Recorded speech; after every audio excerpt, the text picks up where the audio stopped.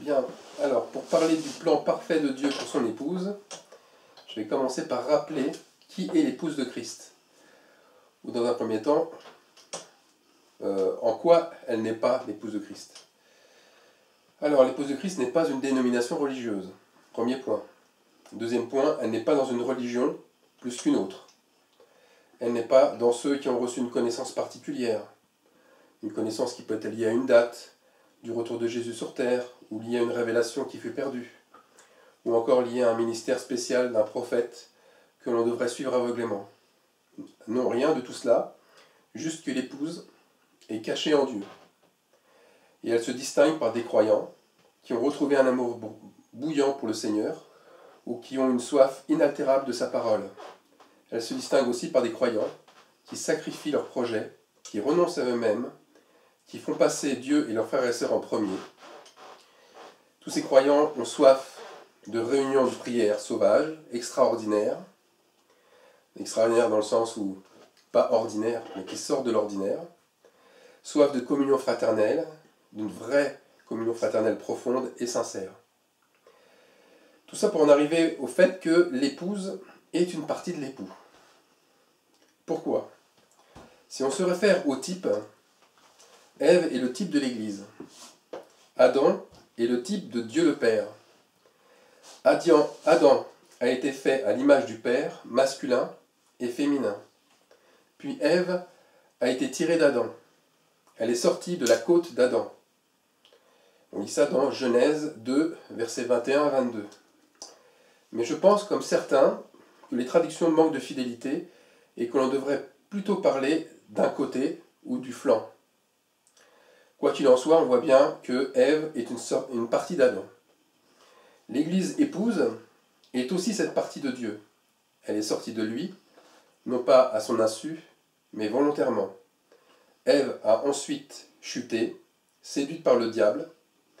Elle enfanta dans le péché et la douleur, et sa punition fut aussi que le serpent la blessa au talon.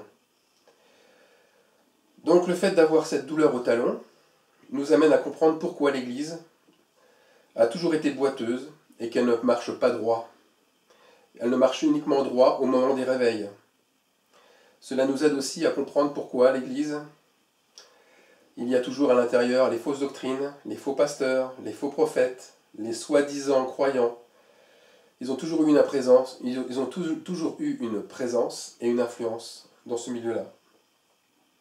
Le serpent ancien est connu pour être Satan, ou le diable, et cette morsure au talon est une blessure qui ne guérira qu'à la fin pour l'Église, lorsque l'Église sera définitivement adoptée. L'adoption des fils et des filles de Dieu permet un retour au Jardin d'Éden, et à une nouvelle Ève, une seconde Ève. Jésus-Christ, rappelez-vous, c'est le second Adam. L'Église adoptée sera cette seconde Ève. Les choses, en fait, sont logiques. Dieu, Adam, a semé sur la terre une semence sortant de lui, l'Église Ève. Il désirait que le fruit de cette semence soit naturellement comme lui, semblable à lui, c'est-à-dire pur. Or, avec la chute, aucun peuple, ni Israël, ni Juda, ni aucune tribu descendant d'Abraham ne pouvait parvenir à la purification. L'Église, elle, grâce au sacrifice de Jésus, en a le pouvoir. Mais elle s'est salie. Au début, l'Église était parfaite, lavée dans le sang purificateur de Jésus-Christ, puis l'ennemi est entré et a semé dans le champ d'Église de l'ivraie. Sa robe est devenue pleine de taches.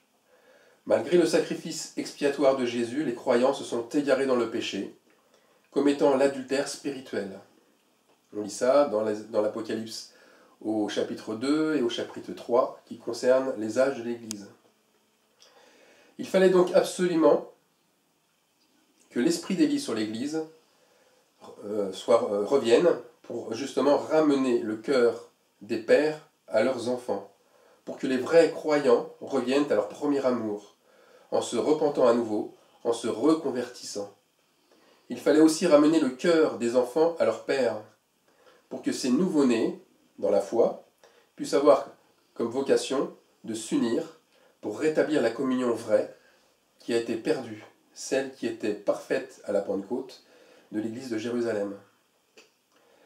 Pour en revenir aux côtés de Dieu, la Bible nous montre que Elohim a créé un système d'espace-temps, de matière et de vie pour y mettre à l'épreuve une partie de lui, sa petite église, celle qui deviendra son épouse. Nous savons que tout est sorti de lui, et nous avons la certitude qu'à la fin, tout reviendra en lui. Donc cette épouse est plus qu'un vis-à-vis. Cette épouse, c'est lui-même. Il l'a montré à travers toute la Bible, en se cachant dans ses prophètes, puis en se voilant dans l'Église. Il a passé cette partie de lui dans un creuset de sacrifice, d'humiliation et de souffrance, allant même jusqu'à la mort. Des croyants ont fini martyrs, mais avant eux, Jésus-Christ, le Fils unique, sorti de lui en tant que semence pure, en donnant sa vie, en passant par la souffrance, l'humiliation et la mort pour toute l'Église. Intéressons-nous maintenant au dictionnaire Larousse. Le mot « épouser » signifie bien sûr se marier, s'unir à quelqu'un. Mais il signifie aussi, dans une autre interprétation, s'adapter exactement à une forme. Pour qu'une forme s'adapte exactement à une autre, elle doit posséder la même nature, mais aussi le même relief, la même consistance. Bref, c'est une pièce jumelle, qui lorsque elle sera assemblée avec l'autre, formera une seule pièce ou une forme entière. On ne saura même pas qui était séparé de l'autre. Donc je vais prendre un verset de la Bible, que tout le monde connaît, bien sûr, puisque c'est un classique. Soyez parfaits comme votre Père Céleste est parfait.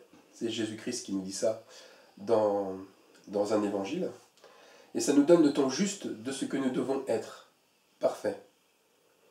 Nous devons en fait redevenir ce que nous étions à l'origine. L'original de nous-mêmes, c'est nous, mais nous unis aux autres et rattachés à notre Père. En cela, nous sommes connus comme nous avons été connus. Alors détrompez-vous, ce n'est pas par vos efforts ni par votre propre sagesse que vous y arriverez. Il suffit d'entendre la voix de votre Créateur qui vous appelle à sortir du péché, à sortir des milieux religieux babyloniens, tous extérieurs en fait à votre nature.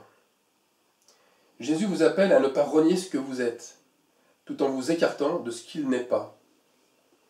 Notre Créateur, à bien des reprises, nous a mis sur la voie de ce que nous étions réellement. Nous allons lire le verset de Genèse 1, 26, qui est très important pour comprendre tout ça. Il est dit « Faisons l'homme à notre image, selon notre ressemblance ». Ce verset, en fait, a engendré et continue d'engendrer beaucoup de polémiques, notamment sur le pluriel du verbe « faire ». Faisons l'homme à notre image. Elohim est pluriel, on l'a déjà vu. Il est plusieurs dans sa manifestation, dans ses formes, dans ses apparitions humaines. Mais le contexte va beaucoup plus loin ici. La création de l'homme, se serait-elle fait à plusieurs? La vraie question est, qui créait avec lui? Là, je sens qu'il y en a beaucoup qui... Qu'est-ce qui va nous sortir? Alors je crois, par l'esprit qui m'anime et qui m'inspire, que l'époux et l'épouse ont créé ensemble l'homme. L'image de Dieu a deux côtés. Ce ne sont pas deux dieux, mais bien deux parties d'un seul et unique Dieu. Ce sont deux côtés, un côté féminin, un côté masculin, mâle et femelle si on veut, qui sont réunis en lui. Maintenant, Dieu, le Père, est le roi des rois, mais il n'est pas seul sur son trône. Il n'a jamais fait les choses ainsi. Qui est sur le trône avec lui?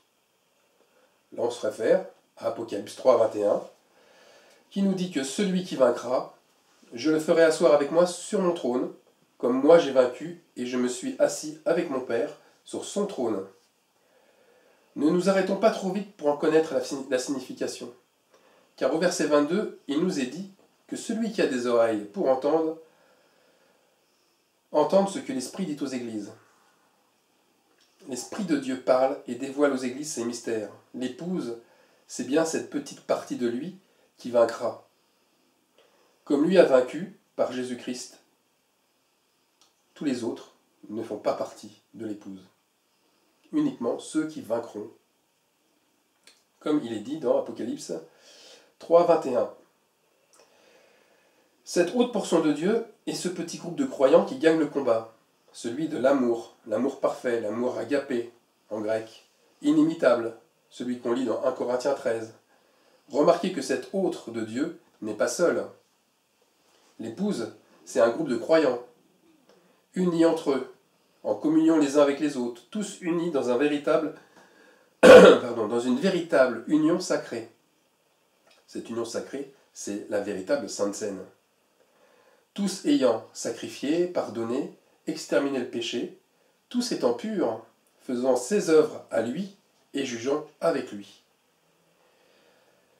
Deux autres questions demeurent, qui sont assez essentielles. Existions-nous alors avec lui? Avions-nous décidé de notre sort sur terre?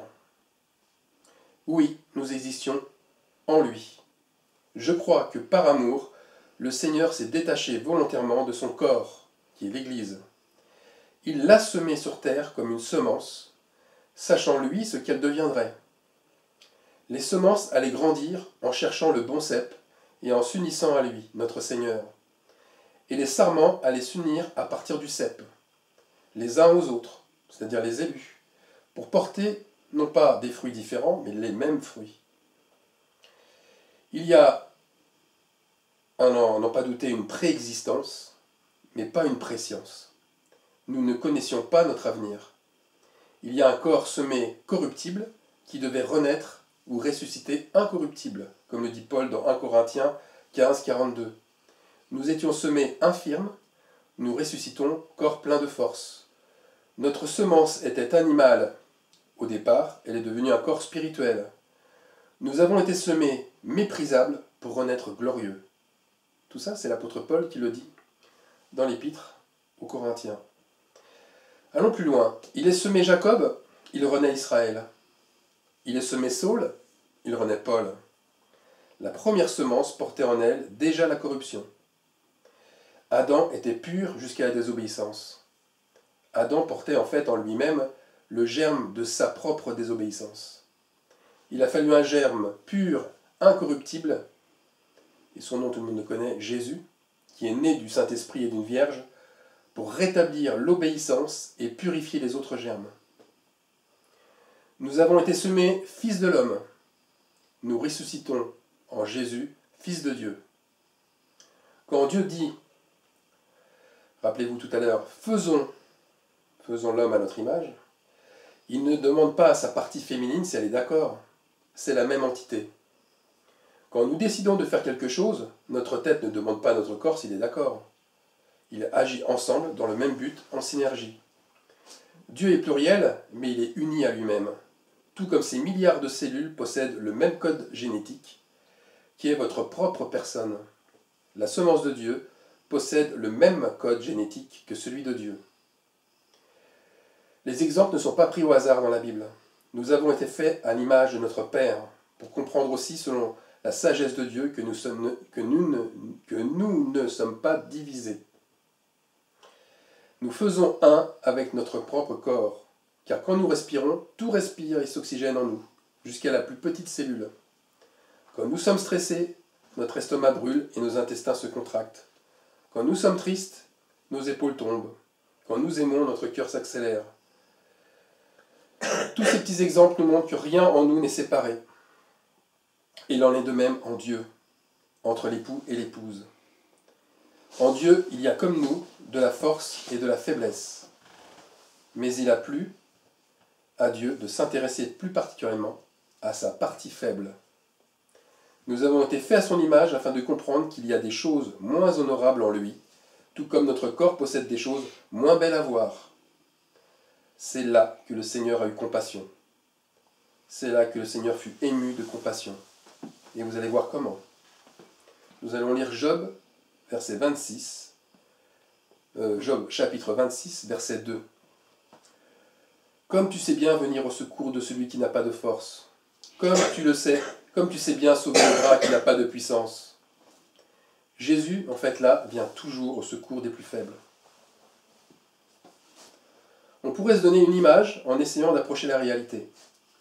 Le Seigneur, écoutez bien, c'est presque choquant, mais il s'est volontairement donné un handicap en détachant de lui ce côté faible de sa création. Il s'est automutilé. Non, ce n'est pas un trouble mental, mais c'est bien un élan d'amour très réfléchi.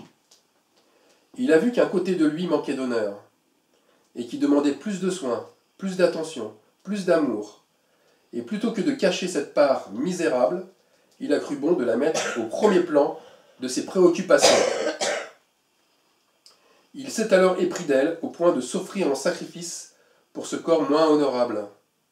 Il l'aima de tout son cœur, de toute son âme et de toute sa force. Le handicap de Dieu s'est manifesté dans sa volonté de s'affaiblir pour nous.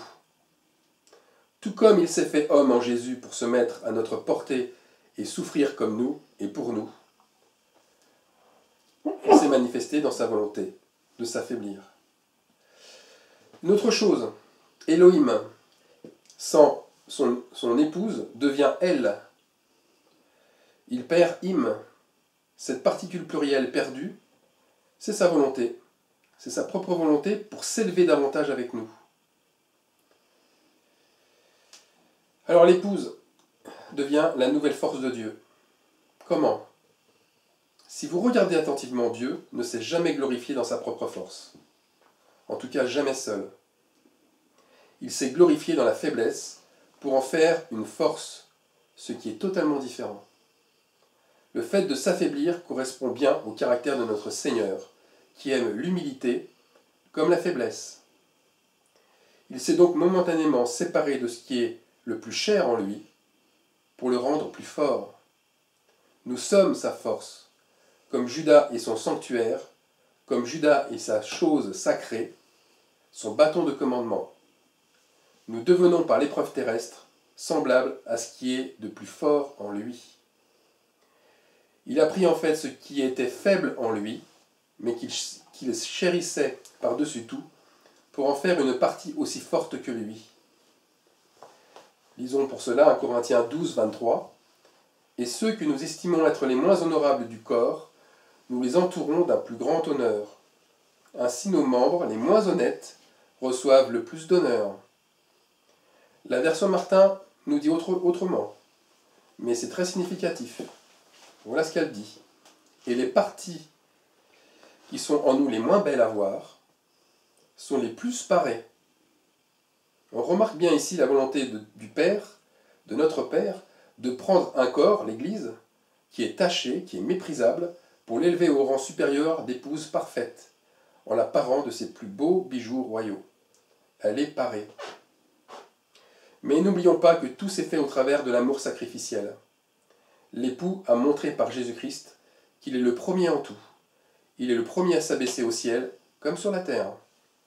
Il fallait aussi que le rachat, la rédemption, se fasse d'abord par Jésus-Christ lui-même, élevant le degré de son sacrifice au plus haut. Il est mort pour son épouse, et il est ressuscité pour la sauver et la purifier. Nous sommes avec lui unis à lui, car nous aspirons à ce même degré d'amour sacrificiel. La véritable force divine est là. Mais comment a-t-il rendu son épouse forte comme lui?